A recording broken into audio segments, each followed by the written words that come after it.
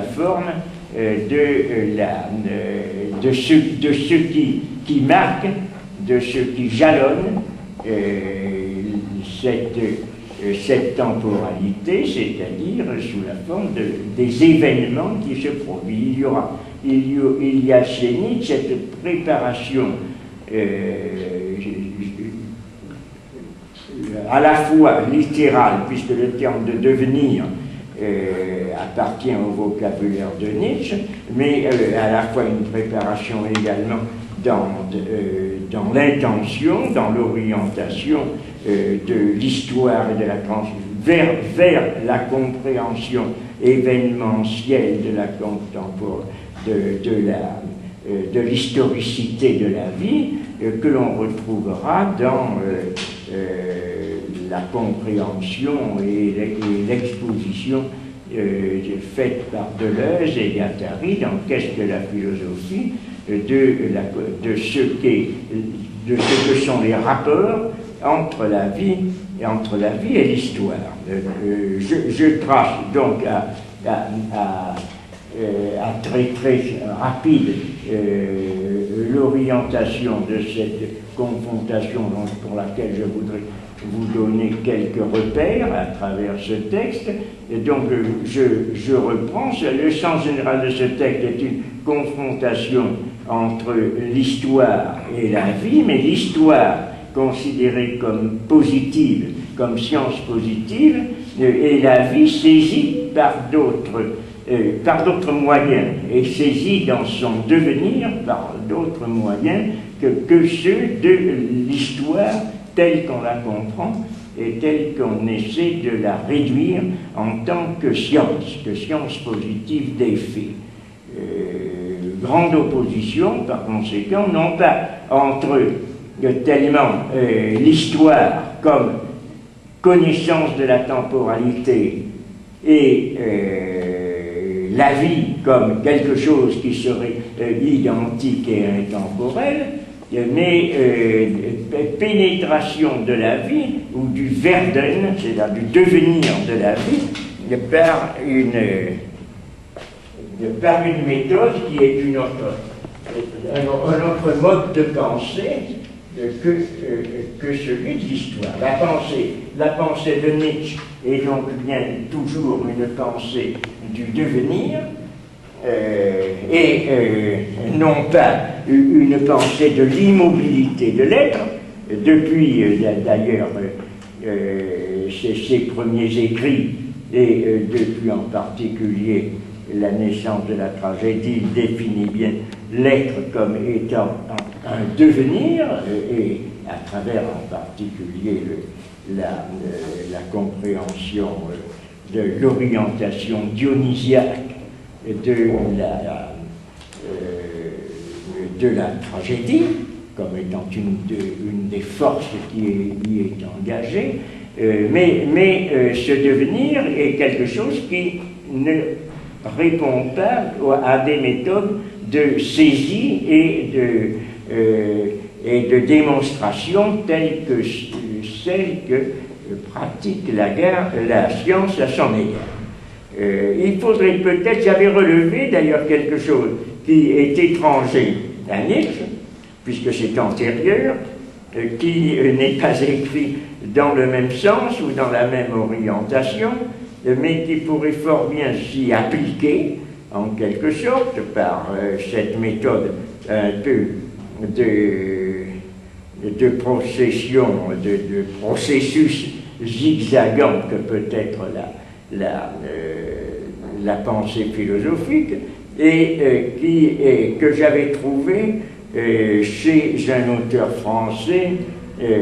Mendebiran, qui est du début, qui a écrit à l'origine du XIXe siècle, dans son journal de 1821, un des premiers penseurs, d'ailleurs un des premiers philosophes, ou plutôt psychologues, puisque c'est ainsi qu'il se caractérise lui-même, qui a décrit, pénétré le devenir de la vie même, dans la vie dans sa quotidienneté dans son développement, dans sa temporalité quotidienne, et qui met en avant relativement à la méthode de l'intelligence, un peu antérieure, d'ailleurs je le pensais également, il fait penser aussi à quelqu'un qui le précède et qui n'est pas très éloigné de lui sur ce point-là, à Bergson, dans son opposition aux procédés de saisie qui sont ceux de l'intelligence, de la décomposition donc d'un flux à partir de faits, à partir de documents précis, bien délimités, et la saisie intuitive de la temporalité. C'est dans cette intuition que Mendes-Biran identifie ou apparente à une forme de croyance qu'il voit la méthode propre à la saisie de la vie ou la compréhension, c'est un mot également qu'il introduit ici, avant qu'il en soit fait usage plus abondamment dans la pensée philosophique, par Kierkegaard en particulier, avant de l'être dans la pensée contemporaine par Heidegger ou par Sartre, c'est la notion d'existence ou d'existentiel. La croyance est l'existentiel, écrit-il. La croyance est l'existentiel du savoir. C'est une expression que je vous dicte parce qu'elle est intéressante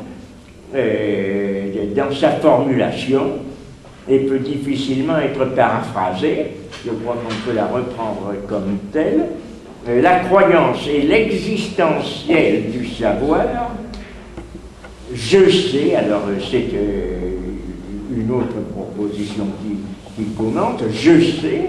mais la vie croit. Le croire, c'est pas du verbe croître, c'est du verbe croire, c'est-à-dire la vie. Mais on pourrait faire le jeu de mots d'ailleurs sur le verbe croître, le verbe croire. Mais directement, dans le premier sens, au premier degré, comme on dit, c'est bien le verbe croire. Je sais, c'est-à-dire c'est le je. Quand je me pense en tant que sujet, en tant que je sais, mais la vie croit. C'est-à-dire que ce qui permet d'aller à la compréhension de la vie, ce n'est pas le jeu du je pense. Le je pense, c'est dans une réflexion où, dans des pages un petit peu plus loin dans le contexte, il parle précisément de Descartes. Et oppose, un peu comme le fera Kierkegaard d'ailleurs, une sorte de cogito existentiel à un cogito cartésien. Il y a le savoir qui est le domaine du jeu, du sujet. Et il y a la croyance qui est du domaine de la vie. Donc on se situe d'un autre côté. Et je pense que chez Nietzsche, on peut voir la même chose aussi même si elle n'est pas formulée de cette façon exactement, on peut voir la même chose, le passage de quelque chose qui est du domaine du jeu, mais artificiel, superficiel, incertain, ce jeu qui n'est pas maître de ses pensées, qui n'est pas dont les décisions sont en définitive incertaines et inconnues, et d'autre part, ce qui est la pénétration dans le flux de la vie même, dans ce qui la commande en particulier, c'est ce que l'on trouve au début de Par-delà le bien et le mal, qui sera écrit un petit peu plus tard, et où il s'agira cette fois d'une analyse conjointe à la généalogie de la morale et qui portera justement dans le domaine de la vie et de ses valeurs. Or, à mon sens, on pourrait, d'une façon qui n'est pas, je crois, artificielle ou trop forcée, voir dans ces expressions de Mendes-Biran quelque chose qui est on pourrait dire,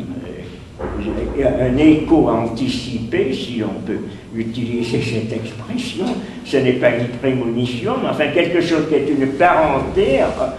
avant même que ces pensées se soient exprimées. C'est une parenté avec elle que l'on trouve là. On la trouvera également avec un contemporain de Nietzsche comme Bergson, qui n'a eu aucun rapport avec lui, mais dont certaines pensées peuvent être voisines en dehors des immenses différences qui peuvent exister entre eux. Sur ce plan essentiel, tout à fait fondamental, de l'opposition ou de la confrontation entre le domaine de ceux qui appréhendent la vie et ceux qui appréhendent le savoir. Et qui, chez Bergson, sera présenté comme étant l'opposition entre l'intelligence et l'intuition, en tant que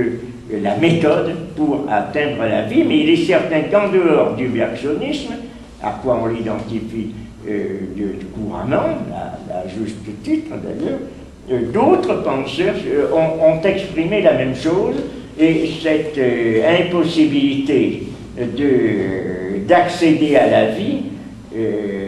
si l'on se tient exclusivement du point de vue du savoir, de son analyse, de la subjectivité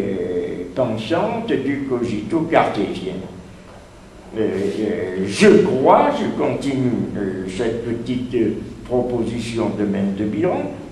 je crois que je sais, il y faut la foi. D'ailleurs, c'est ça, ça veut dire, en fait, il y a opposition donc entre je sais et je crois, mais d'autre part, même à l'intérieur du je sais, il y a quelque chose qui est une adhésion croyante. Je vous avais parlé l'année dernière, on rencontrerait, je pense, la même forme d'idée aussi chez Jacobi, chez Frédéric Jacobi, le contemporain de Kant, de Fichte, qui aussi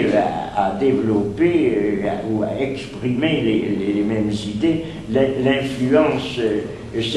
de la croyance dans le savoir lui-même. Non seulement il y a une forme d'opposition, mais le savoir lui-même a besoin de la croyance. Je sais, mais il faut bien que je croie que je sais, donc il y a une certaine antériorité ou préséance ou prépotence, une plus grande force de la croyance. Il y faut la foi, dit Mendes-de-Biran, l'adhésion vivante. L'adhésion vivante.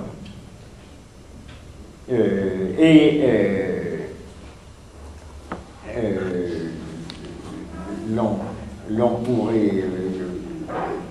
confronter cela, d'ailleurs, puisque j'ai parlé de Deleuze aussi, à certains passages de Deleuze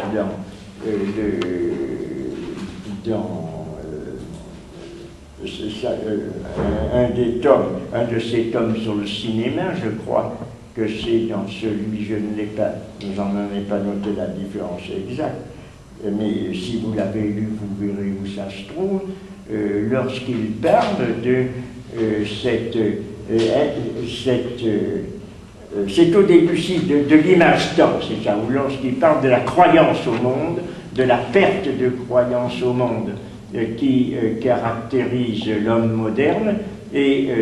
du fait qu'il s'agit de restituer cette croyance, et où,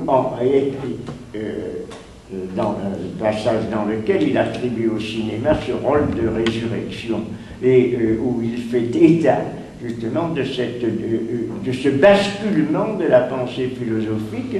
de la recherche de la vérité par le savoir, au domaine de la croyance, de la foi dans le monde, où il range. Il ne parle pas de Mendes-de-Biran, ni de Jacobi, mais il parle de Pascal, il parle de Kierkegaard, il parle de Nietzsche également, donc il range bien Nietzsche du côté de ces penseurs de la croyance qu'il ne faut pas lire dans le cadre de la recherche d'une démonstration rigoureuse, d'une démonstration intellectuelle, mais d'une appréhension, d'une saisie que l'on appellera, si l'on veut, intuitive ou visionnaire de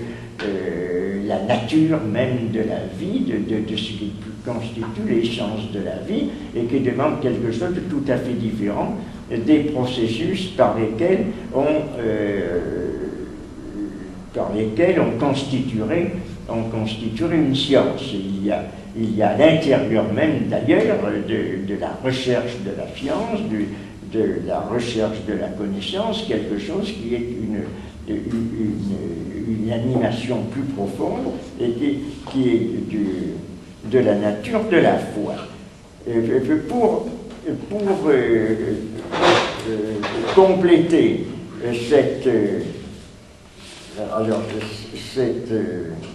cette petite présentation, je pense quelques citations de Nietzsche dans cette inactuelle, la façon dont il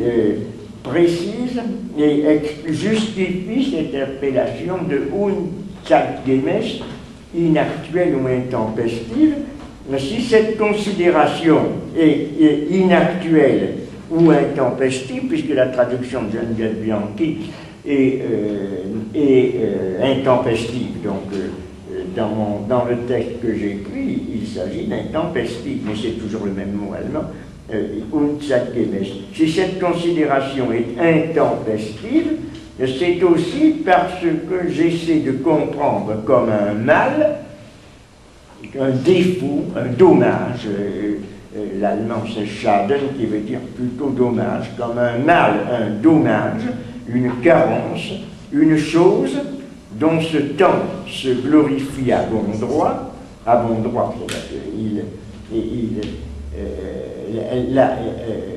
il ne dit pas qu'il adhère à cette glorification, mais il dit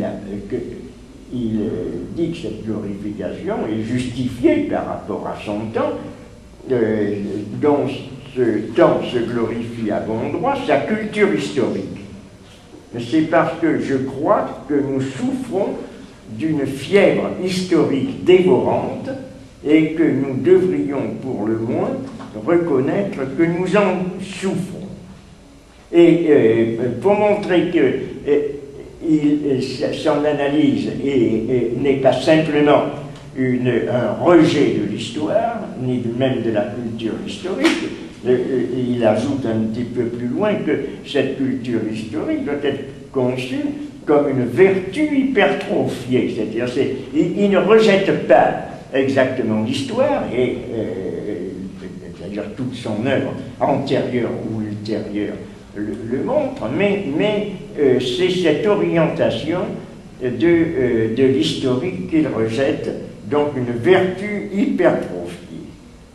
Par d'autres moyens, et saisie dans son devenir par d'autres moyens que ceux de l'histoire telle qu'on la comprend et telle qu'on essaie de la réduire en tant que science positive des faits. Grande opposition, par conséquent, non pas entre tellement l'histoire comme connaissance de la temporalité et la vie comme quelque chose qui serait identique et intemporel, dans l'intention, dans l'orientation de l'histoire et de la transmission, vers la compréhension événementielle de la de l'historicité de la vie que l'on retrouvera dans la compréhension et l'exposition faite par Deleuze et Guattari dans Qu'est-ce que la philosophie de ce que sont les rapports entre la vie et entre la pénétration de la vie ou du Werden, c'est-à-dire du devenir de la vie, par par une méthode qui est un autre mode de pensée que celui de l'histoire. La pensée de Nietzsche est donc bien toujours une pensée du devenir, et non pas une pensée de l'immobilité de l'être, depuis d'ailleurs la vie et l'histoire. Je trace donc à très rapide l'orientation de cette confrontation pour laquelle je voudrais vous donner quelques repères à travers ce texte. Et donc je reprends. Le sens général de ce texte est une confrontation entre l'histoire et la vie, mais l'histoire considérée comme positive, comme science positive, et la vie saisie par d'autres formes de ce qui marque, de ce qui jalonne cette temporalité, c'est-à-dire sous la forme des événements qui se produisent. Il y a chez Nietzsche cette préparation à la fois littérale, puisque le terme de devenir appartient au vocabulaire de Nietzsche, mais à la fois une préparation également dans